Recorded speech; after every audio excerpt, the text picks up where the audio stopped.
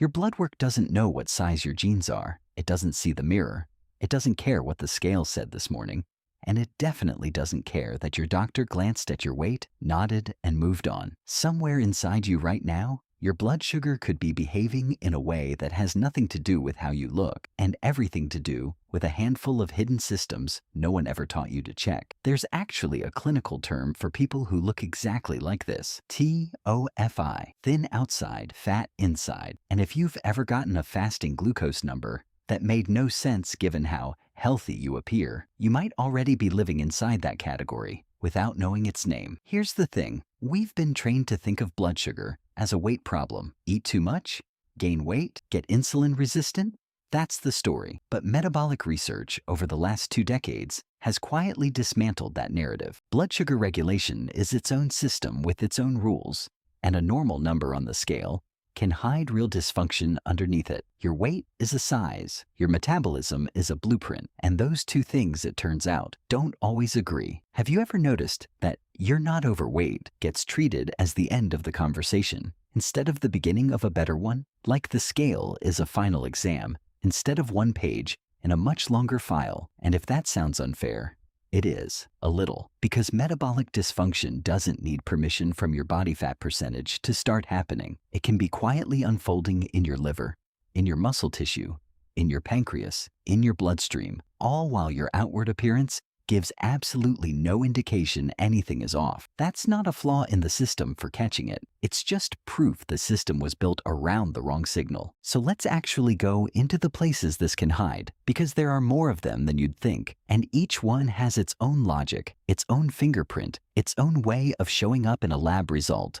long before it shows up anywhere you could see it. Start with that TOFI profile, because it's the most invisible one. You can have a completely normal BMI and still be carrying real fat wrapped around your liver, your pancreas, your intestines. The deep, visceral kind that doesn't show up as a soft belly in the mirror. And here's what's interesting. This fat isn't just sitting there. It's active. It sends fatty acids directly into your liver through the portal vein, a blood vessel that runs straight from your gut to your liver. No detour. Subcutaneous fat, the kind under your skin, doesn't have this direct pipeline. Visceral fat does. So even a modest amount of it can quietly disrupt how your liver handles sugar, simply because of where it lives, not how much of it there is. Which means the mirror and the metabolism can tell two completely different stories. Researchers studying what they sometimes call metabolically obese, normal weight individuals have found that this group can carry cardiometabolic risk markers, elevated triglycerides, higher fasting insulin, early insulin resistance, that rival people classified as obese, despite sitting comfortably inside a normal BMI range on paper. Your only job in this case isn't to watch the scale, it's to watch your waist. Waist circumference, or better yet, waist to height ratio, tells you something your BMI never will, because it's actually trying to measure where the fat lives, not just how much of you there is in total. Your body already tells you this. You just haven't been asked to look at that particular number before. Now, let's move into something almost nobody talks about: what your muscle is actually doing for you. Muscle isn't just there to move you around. It's the single largest storage site for glucose in your entire body. Think about it. After a meal, your muscle tissue acts like a sponge, soaking up a huge share of the sugar circulating in your blood, so it doesn't just sit there raising your levels. Now imagine that sponge is small. Low muscle mass, sometimes called a sarcopenic body composition, means less storage capacity. Full stop. You can be thin by the scale and still have a body composition that's mostly fat percentage and very little functional muscle, which is where the phrase skinny fat actually earns its place as a real physiological category, not an insult. Less muscle, less glucose disposal, and the sugar has nowhere to go but into your bloodstream, circulating longer than it should. Studies looking at glucose disposal rates have consistently found that skeletal muscle accounts for the majority of insulin-stimulated glucose uptake in the body, which means the amount of muscle you're carrying isn't a cosmetic detail. It's a functional determinant of how well you clear sugar after every single meal. And here's what actually changes things once you know this. Resistance training stops being about aesthetics and starts being blood sugar medicine. not cardio for calorie burn, actual strength work, because you're rebuilding the sponge itself, giving your body more places to put the sugar before it has a chance to linger. And then there's this one, which is sneaky because it doesn't announce itself with any obvious symptom: fatty liver, even in people who are thin. Your liver has a night job. While you sleep, it's supposed to release small, controlled amounts of glucose to keep your brain fueled. But when fat accumulates inside liver cells, even a modest amount, the liver starts losing its ability to hear insulin's signal to quiet down. So it keeps producing sugar when it shouldn't, and you wake up with a fasting glucose number that seems to come from nowhere. Non-alcoholic fatty liver disease can absolutely exist in people who look lean. It's been documented extensively in normal weight populations, particularly linked to visceral fat and insulin resistance rather than overall body size. The warning signs are subtle: unexplained fatigue, a strange fullness under your right ribs, mildly elevated liver enzymes that get dismissed as probably nothing. They're not nothing. They're worth asking about. And here's the part that tends to surprise people. You don't need to drink to get this. The non-alcoholic part of the name exists specifically because this pattern shows up in people who barely drink at all, driven instead by diet composition, visceral fat, and insulin resistance working together quietly in the background. Now, here's a piece of this that doesn't get nearly enough airtime: genetics and ancestry. If you're of South Asian or East Asian descent, your body may start showing insulin resistance at a BMI that would be considered completely unremarkable by Western standards. Researchers have found that individuals from these populations tend to carry more visceral fat relative to their total body fat, and their beta cells, the insulin-producing cells in the pancreas, often have a smaller reserve to begin with, meaning they compensate for insulin resistance less effectively over time. This is exactly why global health organizations have proposed lower BMI cutoffs for certain populations when screening for metabolic risk. If you have a family history of type 2 diabetes and you don't fit the overweight stereotype at all, the standard chart was never built with your biology in mind. This is precisely the reasoning behind the World Health Organization's proposal of lower BMI action points for Asian populations. Not because the biology is fundamentally different in kind, but because the risk threshold clearly sits somewhere else on the scale. The strategic move here isn't waiting for your BMI to cross some arbitrary line. It's asking for an actual glucose tolerance test, or at minimum a fasting insulin level alongside your glucose, especially if diabetes runs in your family. Let's talk about stress for a second, because this is the one people take least seriously, and it might be the most controllable. Cortisol, and your primary stress hormone, has a direct dose-dependent effect on blood glucose. It's not incidental. Cortisol signals your liver to release stored sugar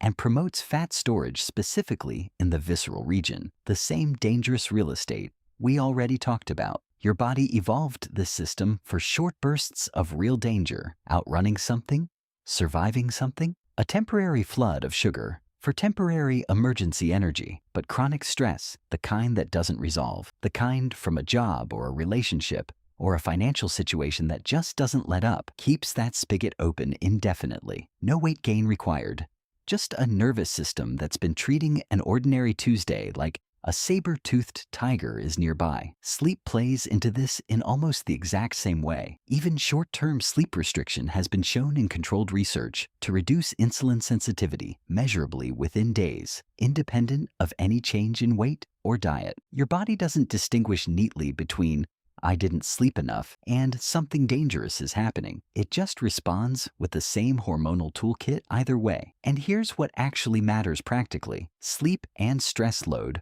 aren't just self-care categories. They're metabolic interventions with measurable effects on fasting glucose and insulin sensitivity. Treating them that seriously changes the conversation with your doctor entirely. And then, finally, hormones, which deserve their own honest conversation, because this is where a lot of women in particular get quietly dismissed. If you have PCOS, you may already know the frustration of being told your weight is fine, while your blood work tells a completely different story. PCOS is associated with insulin resistance independent of body weight. Even lean women with the condition frequently show measurably reduced insulin sensitivity, tied to the same hormonal signaling that drives the condition itself. And separately from PCOS entirely, Insulin sensitivity naturally shifts across a woman's life. Perimenopause brings changes in estrogen that are linked to increased insulin resistance and a tendency toward more visceral fat storage.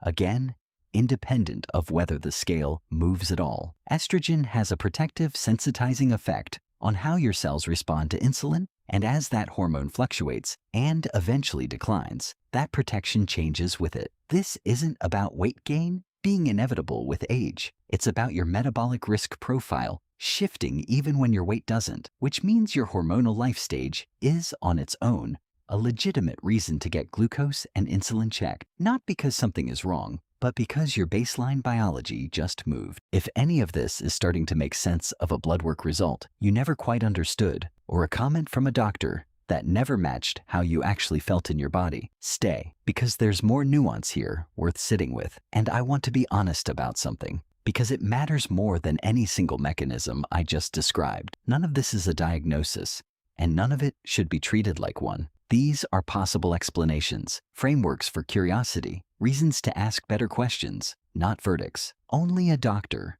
real blood work, and an actual glucose or insulin test can tell you what's happening in your specific body. Everything I've walked through here should point you toward that test, never replace it. But here's the thesis underneath everything we just covered. Prediabetes at a normal weight isn't some strange contradiction the medical system hasn't figured out yet. It's a sign that the scale was measuring the wrong variable the entire time. Your body doesn't run on weight. It runs on where your fat actually sits, how metabolically active your muscle is, how quietly your liver behaves overnight, what your ancestry primed your pancreas to handle, how your nervous system interprets an ordinary stressful week, and where you are in your own hormonal timeline. Every one of those systems has its own logic, its own blind spots, its own quiet warning signs, and every single one of them is worth understanding, because your reflection was never going to tell you any of it. So if this made you think about a number you've seen before, or a comment a doctor made that never sat right, tell me, what's the most recent fasting glucose or A1C number you've had, if you know it?